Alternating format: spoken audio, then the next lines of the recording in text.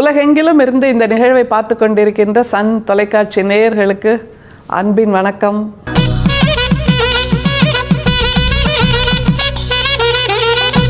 தமிழ் சித்தர் பாடல்கள் வரிசையில் வள்ளல் பெருமானோடு நாம் இருக்கிறோம். நம்மோடு வள்ளல் பெருமான் இருக்கிறாருங்கிறது நமக்கு நல்லா தெரியும். ரூமிங்கிற அந்த ஈரான் தேசத்து கவிஞர் அவர் சொல்லுகின்ற ஒரு கருத்து, எனக்கு அழுக்கவில்லை நீ எப்போதும், எனக்கு பரிவு காட்டி நீயும் அழுத்து போகாதே அப்படின்னு சொல்கிறாரு. எவ்வளோ அழகான கருத்து இல்லை? நமக்கு சில விஷயங்கள் பல முறை அழுத்து போகும். போதும்பா, இதோட சரி, இதுக்கு மேலே எனக்கு இது வேண்டாம், எனக்கு இதில் ஆர்வம் இல்லை, எனக்கு இதில் ருசி இல்லை, எனக்கு இதில் பிடித்தம் இல்லை அப்படின்லாம் சொல்லிடுவோம். ஆனால் ரூமி சொல்லுகின்ற அந்த கருத்தை தான் நம்முடைய வள்ளல் பிரான் தன்னுடைய படைப்புகளில் தொடர்ந்து சொல்லி கொண்டிருக்கிறார். அப்படி தனக்கு யார் மீது பிடித்தம், அந்த பிடித்தத்தின் மூலமாக அவரை தான் சலிக்காமல் அழுக்காமல் எப்போதும் நேசித்து கொண்டிருக்கிறேன் என்று சொல்லுகின்ற ஒரு பாடல்.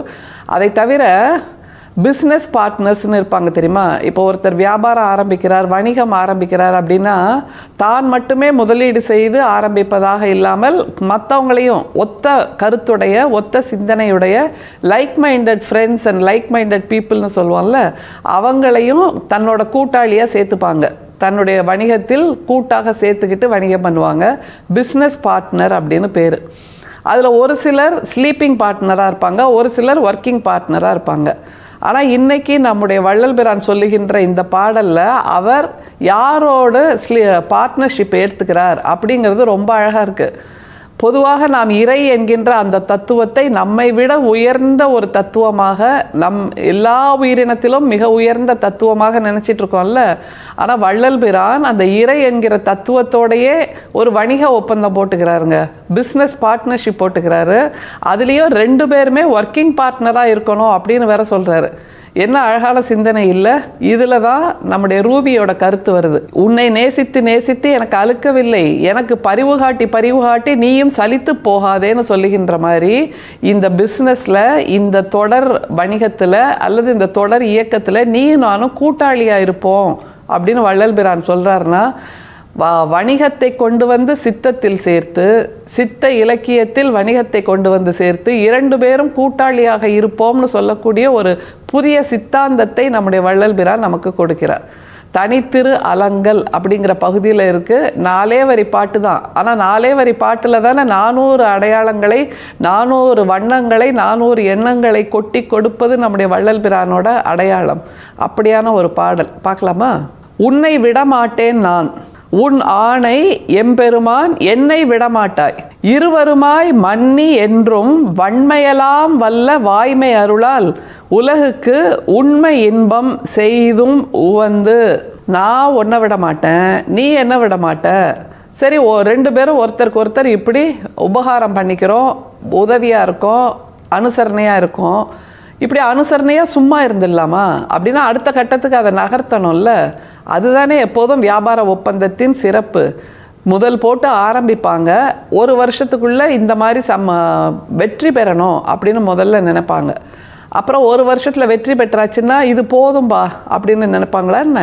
இல்லையே, அடுத்த கட்ட நகர்வு, அடுத்த கட்ட வெற்றி, அடுத்த கட்ட உயர்வுங்கிறதான எப்போதுமே எல்லாருக்கும் பிடித்தமான ஒன்று.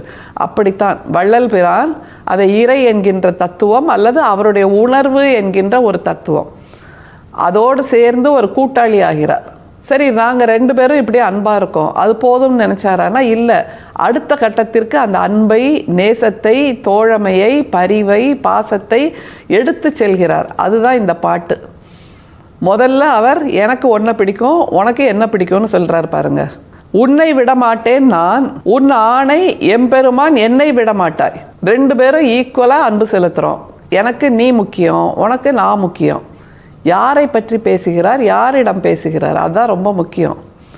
இறை என்கின்ற தத்துவத்திலிருந்து வெளியே வந்து விட்டார் நம்முடைய வள்ளல் பிரான். சிலைகள், அந்த உருவ வழிபாடு, அந்த ஆகமங்கள், அந்த வழிபாட்டு முறைகள், மந்திரங்கள், வேதங்கள், ஓதுகின்ற அந்த சொற்கள், போற்றி போற்றி போற்றின்னு பாடுகின்ற அந்த வகைமை, இது எல்லாவற்றையும் முற்றிலுமாக தன்னிடமிருந்து களைந்து நிற்கின்ற ஒரு பனித்துளியின் தூய்மையோடு வள்ளல் பிரான் இந்த பாடலில் இருக்கார். அதுதான் ரொம்ப அழகாக இருக்குது. அது அந்த அடிநாதமாக அந்த பாடலில் தொனிக்கிறது அதுதான். பனித்துளியாக எந்த விதமான களங்கமும் இல்லாமல், எந்த விதமான தூசி தும்பு இல்லாமல், எந்த விதமான கழிவும் இல்லாமல் பனித்துளியாக, தனித்த பனித்துளியாக இருக்கிறார் நம்முடைய வள்ளல் பெருமான். எனவே இது இறை மீது கொண்டிருக்கின்ற அன்பானா இல்லை, சிலை மீது கொண்டிருக்கின்ற அன்பானா அதுவும் இல்லை, உருவங்கள் மீது, கோயிலாக இருக்கக்கூடிய உருவங்கள் மீது கொண்டிருக்க அன்பானா அதுவும் இல்லை. அப்போ யார்கிட்ட பேசுகிறார் வள்ளல் பெருமான்? தனக்குத்தானே பேசிகிட்டு இருக்காரா? யாரிடம் பேசுகிறார்? அது ஒரு பெரிய கேள்வி. அதற்கான பதிலையும் இந்த பாடலிலேயே கொடுக்கிறார்.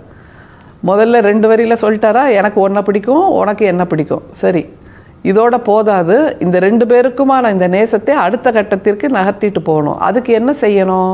இதில் தான் இந்த பிஸ்னஸ் பார்ட்னர்ஷிப் போடுறாரு பாருங்க. இருவருமாய் மன்னி என்றும் வன்மையெல்லாம் வல்ல வாய்மை அருளால். 2 பேரும் சேர்ந்து வன்மையெல்லாம் வல்ல வாய்மை அருளால் அப்படிங்கிறார். ஏன் இந்த இடத்துல வாய்மைன்னு வருது? வன்மையெல்லாம் வல்ல வாய்மை அருளால். ஏன்னா காலகாலத்துக்கு சத்தியம், காலகாலத்துக்கு நித்தியம், காலகாலத்துக்கு நிரந்தரம், காலகாலத்துக்கும் அழிக்க முடியாது, காலகாலத்துக்கும் அழியாதது, காலகாலத்துக்கும் எல்லோருக்கும் தேவையாக இருப்பது, எல்லோரும் உயிர்த்திருப்பது எதுன்னா இந்த சத்தியத்தால், இந்த வாய்மையால். அது என்ன வாய்மை? அது அடுத்தது ஒரு கேள்வி வருது இல்லை? அந்த வாய்மை என்ன? எல்லா காலத்திலையும் அழிக்க முடியாதுன்னா இது என்ன, வானமா, பூமியா, காற்றா, கடலா, நெருப்பா அப்படின்னு கேட்க தோணுது இல்லை? இந்த 5 பூதங்களையும் ஒன்றாக சேர்த்த ஓர் உணர்வைத்தான் வள்ளல் பிரான் காலம் காலமாக நிலைத்திருக்கக்கூடிய சத்தியம், வாய்மை என்று சொல்கிறார். சரி, அந்த வாய்மையான உணர்வு, வாய்மையான அந்த மனித விழுமியம், வாய்மையான அந்த உயர்வு, அதை வச்சுட்டு என்ன பண்ணணும்னு சொல்கிறார் பாருங்க. இதுதான் அந்த பார்ட்னர்ஷிப். வாய்மை அருளால் உலகுக்கு உண்மை இன்பம் செய்தும் உவந்து. வாய்மை அருளுங்கிறாரு, அப்புறம் உண்மை இன்பம் அப்படிங்கிறாரு. அப்போ இதுதான் சத்தியமான உணர்வு, சத்தியமான இன்பம். இது ஒன்று நம்மக்கிட்ட நிறைஞ்சிடுச்சுன்னா வேற எதையுமே நம்ம தேடி போக மாட்டோம். ஏன்னா மீதி எல்லாமே காக்காய் பொன் அப்படிங்கிறத நமக்கு வள்ளல் பிரான் உணர்த்துறார். அப்படியே கண்ணை பறிக்கிற மாதிரி இருக்கும் காக்காய் பொண்ணுங்கிறது. நிஜமான ஜரிகை கண்ணை பறிப்பதாக இருக்காது. அந்த காக்காய் பொண்ணுங்கிற அந்த பொய் ஜரிகை தான் பல பல பல பலன்னு மின்னும். எந்த இடத்துல பார்த்தாலும் அது தனியாக தெரியும், பளிச்சுன்னு தெரியும். அப்படியாக இல்லாமல் எப்போதும் வாய்மையாக இருக்கக்கூடிய உண்மை இன்பம் தரக்கூடிய ஒன்று தான் இந்த ஜீவகாருண்யம் என்கின்ற அந்த உணர்வு. ஏன்னா மீதி எதை எடுத்தாலும் பாருங்களேன், அன்பாக இருந்தால் கூட இன்னும் கொஞ்சம் அன்பாக இருக்கலாம்னு தோணும். கடுகடுன்னு இருந்தால் எப்போ பாரு ஏன் இவர் கடுகடுன்னு இருக்காரு அப்படின்னு கேட்க தோணும். பொறாமப்பட்டால் அவர்கிட்ட போகவே போகாதப்பா, பொறாமையிலே வந்து செத்துருவான் அந்த மனுஷன் அப்படின்னு சொல்ல தோணும். ஏழ்மையாக இருந்தாலும் கூட அதை உயர்த்தி கொள்ளலாம். ஆனால் எந்த வறுமை வரக்கூடாது நமக்கு என்றால் ஜீவகாருண்ய வறுமை வரக்கூடாது. அப்படி வந்துவிட்டால் நாம் மனிதர்கள் என்ற அந்த பதத்துக்கே அடையாளமற்றவர்கள் ஆகிவிடுவோம். அதனால்தான் வாய்மை என்றென்றும் நிலைத்திருக்கக்கூடிய வாய்மையாகிய உணர்வு, உண்மை இன்பம் எது என்றால் ஜீவகாருண்யம். அதையும் தன்னோடு நிறைந்திருக்கின்ற, தன்னுள் நிறைந்திருக்கின்ற அந்த ஒளியாகிய விளக்கோடு சேர்த்து அன்பை கொட்டுகிறார் நம்முடைய வள்ளல் பிரான். ரொம்ப ஆச்சரியமான ஒரு பாடல். ஜீவகாருண்யத்தை தவிர உண்மை எதுவுமே இல்லை, ஜீவகாருண்யத்தை தவிர வாய்மை எதுவுமே இல்லை, ஜீவகாருண்யத்தை தவிர நித்தியம், நிரந்தரம், சாஸ்வதம் எதுவுமே இல்லை என்று சொல்லுகின்ற ஒரு பாடல். நாமும் அந்த ஜீவகாருண்யம் கூட, இரக்கம் கூட, அன்பு கூட, நேசம் கூட ஒரு பார்ட்னர்ஷிப் போட்டுக்கிட்டால் கஷ்டமான்னு? அது அவ்வளவு சுலபமான விஷயங்க. ஆனால் செய்யறதுக்கு ஏன் மக்கள் மறுகிறார்கள், செய்ய தயங்குகிறார்கள்னு தான் புரிய மாட்டேங்குது.